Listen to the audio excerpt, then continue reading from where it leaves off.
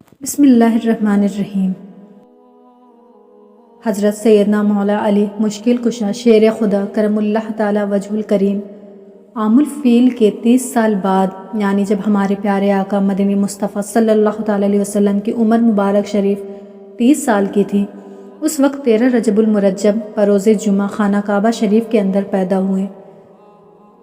حضرت علی رضی اللہ تعالیٰ عنہ کو یہ منفرد اعزاز حاصل ہے کہ آپ کی ولادت خانہ کعبہ اور شہادت مسجد میں ہوئی۔ ولادت کے بعد آپ رضی اللہ تعالیٰ عنہ نے اپنی پہلی نگاہ جمال رسالت صلی اللہ تعالیٰ علیہ وسلم پر ڈالی۔ آپ کی مبارک زندگی اور سیرت ولادت سے شہادت تک خوشنودی رب اور رضائے الہی کے لیے بسر ہوئی۔ آپ کی والدہ ماجدہ حضرت سیدنا فاطمہ بنت اسد نے اپنے والد کے نام پر آپ کا نام حیدر رکھا، اور والد حضرت ابو طالب نے آپ رضی اللہ تعالیٰ عنہ کا نام علی رکھا۔ حضرت علی کرم اللہ وجہ الکریم کا سلسلہ نسب اس طرح ہے: علی بن ابی طالب بن عبد المطلب بن ہاشم بن عبد مناف بن قصا بن کلاب بن مرہ بن کعب۔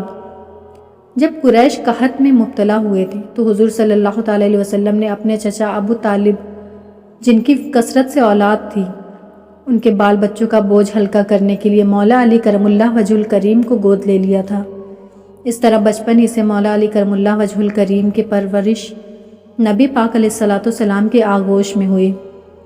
آپ رضی اللہ تعالیٰ عنہ نے نبی پاک صلی اللہ تعالیٰ علیہ وسلم کی باتیں سنی، ان کی عادتیں سیکھی، اور زندگی میں کبھی بھی آپ رضی اللہ تعالیٰ عنہ نے کسی غیر خدا کے آگے سر نہ جھکایا، یعنی آپ رضی اللہ تعالیٰ عنہ نے کبھی بت پرستی نہ کی، اور اس لیے کرم اللہ وجہ الکریم آپ کا لقب ہوا۔ حضور پر نور صلی اللہ تعالیٰ علیہ وسلم نے آپ کرم اللہ وجہ الکریم کو اسد اللہ کے لقب سے نوازا۔ اس کے علاوہ مرتضیٰ، کرار، شیر خدا اور مولا مشکل کشا آپ رضی اللہ تعالیٰ عنہ کے مشہور القاب ہیں۔ آپ رضی اللہ تعالیٰ عنہ مکی مدنی آقا صلی اللہ تعالیٰ علیہ وسلم کے چچا زاد بھائی ہیں۔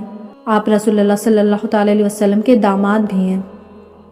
حضرت علی رضی اللہ تعالیٰ عنہ کی کنیت ابو الحسن اور ابو تراب ہے۔ خلیفہ چہارم امیر المومنین حضرت سیدنا علی المرتضیٰ شیر خدا رضی اللہ تعالیٰ عنہ نے ایک قول کے مطابق 10 سال کی عمر میں اسلام قبول کر کے بچوں میں سب سے پہلے اسلام قبول کرنے کا شرف پایا۔ اسلام قبول کرنے کے بعد حضرت علی رضی اللہ تعالیٰ عنہ دعوت اسلام کے ہر مرحلے اور آزمائش میں حضور صلی اللہ تعالیٰ علیہ وسلم کے ساتھ رہے، اور نبی کریم صلی اللہ تعالیٰ علیہ وسلم کی سنتوں کو دل و جان سے اپناتے۔ حضرت عائشہ صدیقہ رضی اللہ تعالیٰ عنہ فرماتی ہیں کہ حضرت علی رضی اللہ تعالیٰ عنہ لوگوں میں سنت کو زیادہ جاننے والے ہیں۔ مدینہ منورہ آنے کے بعد حضور صلی اللہ تعالیٰ علیہ وسلم نے انہیں اپنی دامادی کا شرف بخشا۔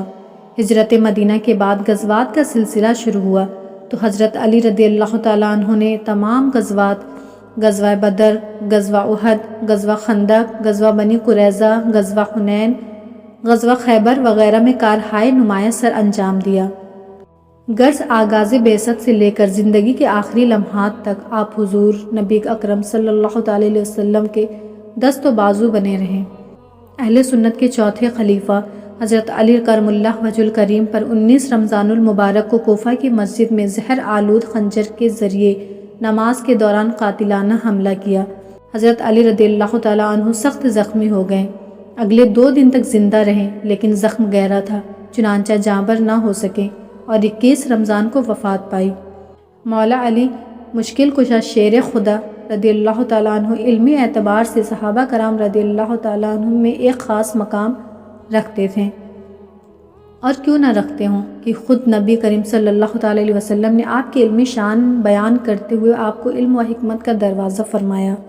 حضرت سیدنا علی رضی اللہ تعالیٰ عنہ کے حوالے سے حضور علیہ السلام کے روشن فرمان ہے: میں علم کا شہر ہوں اور علی اس کا دروازہ ہے، اور یہ بھی ارشاد فرمایا: میں حکمت کا گھر ہوں اور علی اس کا دروازہ ہے۔ حضرت علی کرم اللہ وجہ الکریم کی فضیلت میں چند احادیث ملاحظہ کریں۔ نمبر 1، حضرت سعد بن ابی وقاص کہتے ہیں کہ رسول کریم صلی اللہ تعالیٰ علیہ وسلم نے سیدنا علی سے فرمایا: دنیا و آخرت میں قرابت و مرتبہ میں اور دینی مددگار ہونے کے اعتبار سے تم میرے لیے ایسے ہی ہو جیسے موسیٰ علیہ السلام کے لیے ہارون علیہ السلام تھے، بس فرق یہ ہے کہ میرے بعد کوئی نبی نہیں ہوگا۔ نمبر 2، حضرت ام سلمہ رضی اللہ تعالیٰ عنہ کہتی ہیں کہ رسول اکرم صلی اللہ تعالیٰ علیہ وسلم نے فرمایا: علی سے منافق محبت نہیں رکھتا اور مومن علی سے بغض نہیں رکھتا۔ تو حضرت علی رضی اللہ تعالیٰ عنہ کی محبت ایمان کی علامت ہے اور آپ کا بغض نفاق کی علامت ہے۔ نمبر 3، سیدنا علی رضی اللہ تعالیٰ عنہ سے روایت ہے کہ نبی اکرم صلی اللہ تعالیٰ علیہ وسلم نے ان سے فرمایا، علی تم سے محبت کرنے والا مومن ہوگا اور بغض رکھنے والا منافق ہوگا۔ نمبر 4، حضرت عمران بن حسین رضی اللہ تعالیٰ عنہ سے روایت ہے کہ نبی کریم صلی اللہ تعالیٰ علیہ وسلم نے فرمایا، حقیقت یہ ہے کہ علی مجھ سے اور میں علی سے ہوں، اور وہ تمام اہل ایمان کے دوست و مددگار ہیں۔ نمبر 5، حضرت سلمہ رضی اللہ تعالیٰ عنہ کہتی ہیں کہ رسول اکرم صلی اللہ تعالیٰ علیہ وسلم نے فرمایا، جس شخص نے نسب و نسل کے اعتبار سے علی کو برا کہا تو اس نے حقیقت میں مجھے برا کہا۔ نمبر 6، حضرت علی رضی اللہ تعالیٰ عنہ کہتے ہیں کہ ایک دن رسول اکرم صلی اللہ تعالیٰ علیہ وسلم نے مجھے فرمایا، تم میں عیسیٰ علیہ السلام سے ایک طرح کی مشابہت یعنی سملیرٹی ہے۔ یہودیوں نے ان سے بغض رکھا تو اتنا زیادہ کہ ان کی ماں مریم علیہ السلام پر بہتان باندھا، اور عیسائیوں نے ان سے محبت قائم کی تو اتنی زیادہ کہ ان کو اللہ کا بیٹا قرار دے ڈالا۔ حضرت علی رضی اللہ تعالیٰ عنہ کہتے ہیں کہ مجھے یقین ہے کہ ارشاد نبی صلی اللہ تعالیٰ علیہ وسلم کے مطابق میرے بارے میں بھی 2 گروہ اس طرح ہلاک ہوں گے کہ ایک مجھ سے محبت میں زیادتی کرے گا اور ایک مجھ سے بغض و عناد رکھنے والا ہوگا۔ نمبر 7، حضرت زید بن ارقم رضی اللہ تعالیٰ عنہ سے روایت ہے کہ رسول اکرم صلی اللہ تعالیٰ علیہ وسلم نے فرمایا، جس کا میں مولا ہوں اس کے علی مولا ہیں۔ نمبر 8، حضرت ابن عباس رضی اللہ تعالیٰ عنہ ایک طویل حدیث میں روایت کرتے ہیں کہ حضور اکرم صلی اللہ تعالیٰ علیہ وسلم نے فرمایا، اے علی تو دنیا اور آخرت میں میرا بھائی ہے۔ حضرت علی کرم اللہ وجہ الکریم کے چند اقوال ملاحظہ فرمائیں۔ نمبر 1، علم مال سے بہتر ہے۔ علم تیری حفاظت کرتا ہے اور تو مال کی۔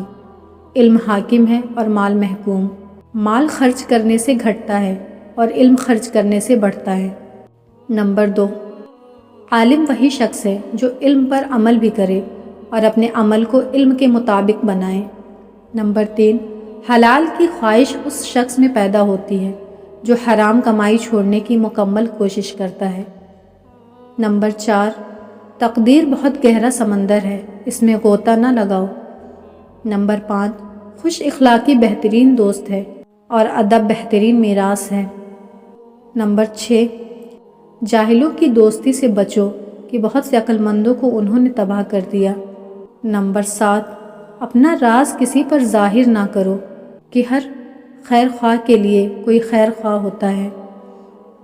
نمبر 8، انصاف کرنے والے کو چاہیے کہ جو اپنے لیے پسند کرے وہی دوسروں کے لیے بھی پسند کرے۔